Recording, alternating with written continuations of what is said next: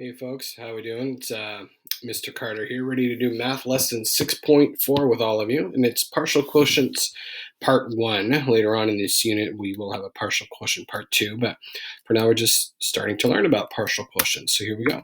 Our learning target is this. I understand how to divide multi-digit numbers into parts as a method for division. All right, here's our math message. It goes like this. It says the art club is making a rectangular mural for the gym wall. They have 98 square foot tiles. If the club members want the mural to be 7 feet long, how tall will it be?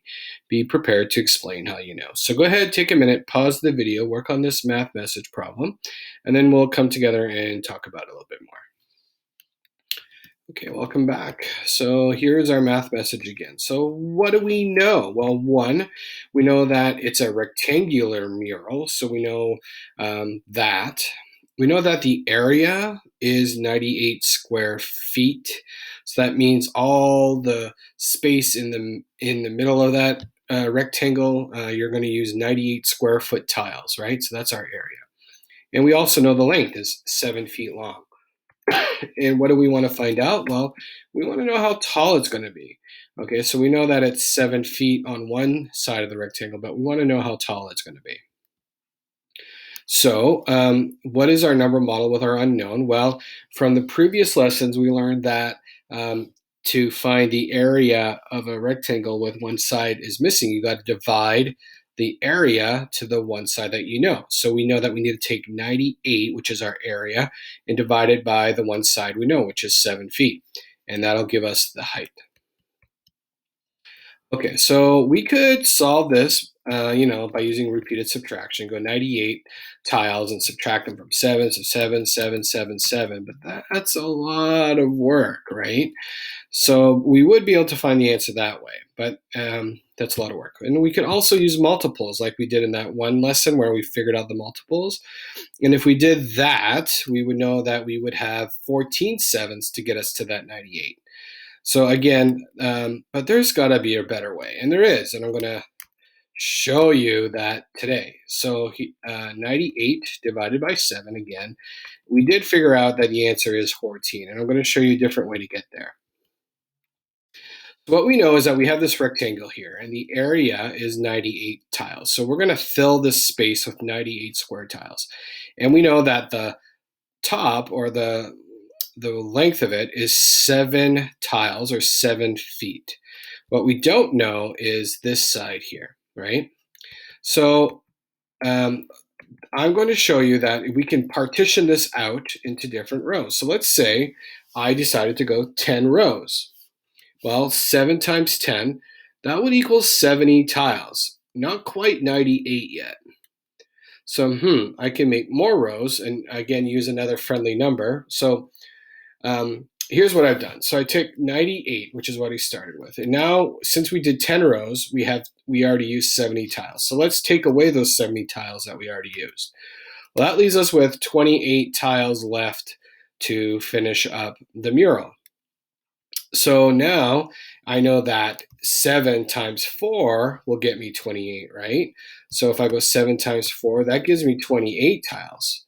So now, take away 28, that leaves me with nothing. And I'm going to call this 0 here, because 28 take away 8 is 0. I'm going to call this the magnificent, glorious 0, which is what we want to get to when we use partial quotients. We want to reach that magnificent, glorious 0. And we've done that because we used all the tiles. See, we needed 98. Well, we just partitioned it out into 70 tiles here and 28 tiles here. And we just used friendly numbers to help us figure that out. Let's do another example. Oh, well, sorry, let me get to the answer. Sorry about that before we get to our example. Well, how long is this side? Well, we added 10 rows and 4 rows to get 14 total rows. So we know that this whole side here is 14 rows. So that'll give us the 98 divided by 7 equals 14. All right, now here we go with another example problem. Yes, all right. So Bina needs 72 muffins for a party. The muffins now are sold in boxes of 4. How many boxes does Bina need? So again, here we go. We're going to have 4 on the top, and we know that we have 72 muffins to put into boxes of 4. All right, so I'm going to get rid of that 72 for a minute. And I'm going to set this up using this type of division. So I'm going to put my 72 inside like this half box here. And I'm going to put 4 here because that is a way to show division, 72 divided by 4. I drew a long line here on purpose because we're going to be needing this long line to kind of divvy up what I do here. I call this line here the side thing, okay? It's because it's on the side. So we're going to be doing something here with this side thing in a minute. So again, we're going to partition these muffins out into numbers that are easy. So I'm going to start with 10 boxes, right? And I know again that the muffins, 4 muffins can fit per box. So I put 10 boxes here, and I'm going to put 10 boxes on this side here too.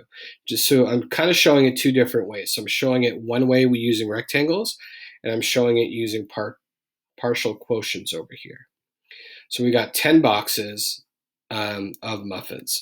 Well, we know that there are 4 muffins per box times 10 boxes. Well, that gives us 40 muffins. Well, we're starting out with 72, so we didn't quite use all our muffins yet. So what we're going to do, so now we're going to take the 72 that we started with, and we're going to subtract 40 muffins that we've already put away in those 10 boxes.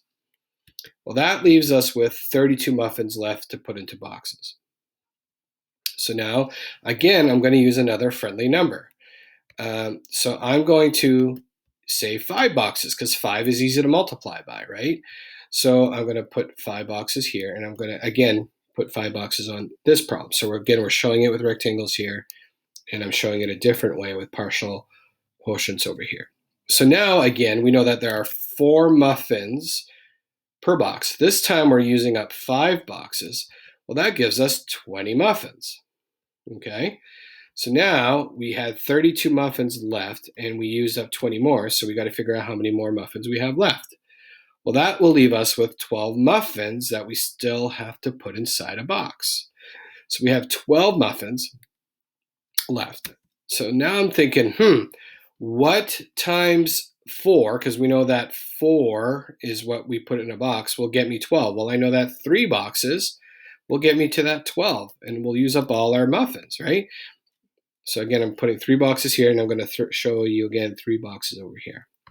So again, 4 times 3 is 12 muffins. Now there we go. So now we had 12 muffins left. We just put those last muffins together, and voila, we hit our magnificent, glorious 0. Okay, we don't have any more muffins left to put in boxes. Once we hit this magnificent, glorious 0, I take this line here, this line that for the subtraction problem, and I extend it out, okay, so that it goes onto what I call the side thing over here. So now what we need to do is add our side thing, right? We got to go, okay, we got to figure out how many boxes we use to put the 72 muffins in. We started out with 10, we added another 5 boxes, and we added another 3. So we got to add our side thing, and that'll give us a total of 18 boxes, which is our answer.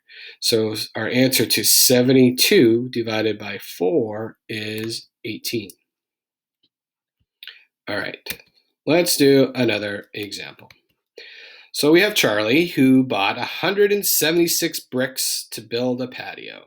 His patio has 8 bricks in each row. How many rows will he make? So again, here's our patio. It's 8 bricks per row. He's got 176 bricks to fill up here, to fill up his patio. Okay, so I'm going to show you how to build your partial quotients. So again, you want to make this like half a box or 3/4 of a box, really. And you're going to put 176 divided by 8. You draw a long line for your side thing. And this is where we're going to go here. All right, so again, I like to use friendly numbers. So I'm going to start with 10. 10 rows of 8 bricks. Okay, so again, I'm showing you here with the rectangle, and I'm going to put 10 rows over here in the partial quotients. So I know that 10 rows with 8 bricks in each row will get me 80 bricks. So I've got to take those 80 and subtract it from the 176 that we're starting with. Okay, because we started, if you remember over here, he had 176 bricks. And now we used 80 bricks to build 10 rows, right? Well, that'll leave us with 96 bricks left to place. Can I do another 10 rows of 8? Well, of course you can. So here we go. So I'm just going to use friendly numbers again. So I'm going to go 8 rows times 10. I'm sorry, 8 bricks times 10 rows. So again, I wrote it over here, and I'm writing it here again just to show you a different way. So 8 times 10 is another 80 bricks. So I'm going to subtract another set of 80 from what we had left, which was that 96. Well, that leaves us with 16 bricks. Okay, not quite all the bricks are used yet. Okay, so I know that there are 8 bricks in a row. I've got 16 bricks left. How many rows can I build? Well, I can build 2 rows with 16, right? So again, I'm going to write it over here one way and write it here again the second way. So now 8 bricks times 2 rows gets me 16 bricks. Guess what? I have now reached my magnificent, glorious 0. I've used all the bricks. We've used all 176 bricks. No more bricks left to put down. So now what do we need to do? Well, we got to add our side thing. Here, what I call the side thing, we got to add all the rows that we built. 10 rows the first time, 10 more rows, and then 2 more rows. Well, that's a total of 22 rows. And that is our answer. So our answer to 176 divided by 8 is 22. All right, so now what I need you folks to do is go to pages 198 and 199 in your math journal. We're going to do one problem together, and then I'll have you try the rest on your own. Let's look at number 1. So there are 6 pencils in each pack of pencils. How many packs can be made from 96 pencils? Well, I'm going to go right here to our number model with our unknown. We know that we got to take 96 pencils, divided them by 6 per pack, and that's going to give us the number of packs. Now, here, if you were to estimate, I would go 100 divided by 5 because 96 is close to 100 and 6 is close to 5. And 5 divides evenly into 100 and makes it nice. It's about 20. That's our estimate. So again, let's look at this. So again, here's our problem. What we're doing is we're taking 96 pencils and putting them into packs of 6. Here we go. I'm going to build our partial quotients. We have 96 divided by 6. I'm going to start again with some friendly numbers. Let's start with 10 again. So again, 10 packs, and I'm writing it over here, 10 packs, times 6, because 6 pencils per pack gets us 60 pencils. We're starting with 96, so we just put 60 pencils in packs. Well, that'll leave us with 36 pencils left to put away. So again, we can use another friendly number. I like 5, okay, because I know that 6 times 5 gets me 30. Okay, that gives us 30 pencils. Not quite all the pencils have been put away, right? Because we had 36. With 5 more packs, we put away 30. So we're left with 6 pencils. Well, guess what? One pack, that's 1 pack of pencils left. So because 6 times 1 is 6 pencils. So now, once again, we hit that magnificent, glorious 0. Once we hit that 0, once we've had no pencils left to put away, we can add our packs up here. 10 plus 5 plus 1 gives us a total of 16 packs, which is our answer to 96 divided by 6. So again, you can put your answer here. Our answer, once we figure that out, is 16 packs. All right, friends, so now you can work on the rest of page 198, 199 on your own. Come see your teacher if you have any questions. Good luck with this. Hopefully this was helpful, and take care.